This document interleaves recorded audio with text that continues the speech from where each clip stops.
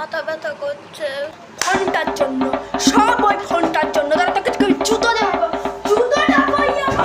ওটা ছাড়ো, কেমন একটা লাগছে, মানে জ্বর জ্বর টাইপের মনে হচ্ছে, হয় না? জ্বর জ্বর টাইপের মনে হয় না, মানে গাটা গরম লাগে, ওরকম লাগছে। হ্যাঁ, আমি জানতাম এই মেয়ে জ্বরে পড়বে, আমি জানতাম।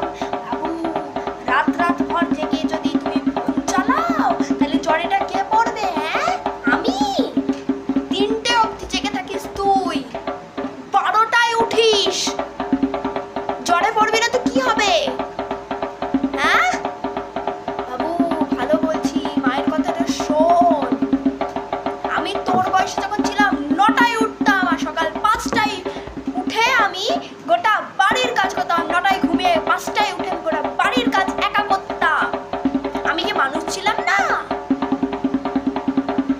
হ্যাঁ, আমার মেয়েটা পুরো বিগড়ে গেল।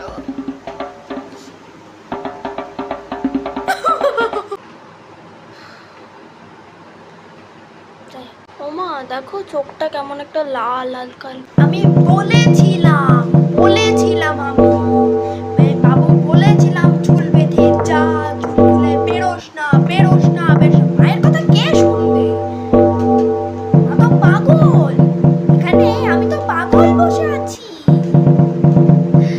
যা, আরো চুল খুলে অপতপতাই করেছে তোমাকে, আর কিছু হবে না। এবার কি রাত্রিবেলা আকাশের মধ্যে শুনলে ভাসবে তুমি? বেশি আমি যে তোমার, তুমি যে আমার করতে থাকবে।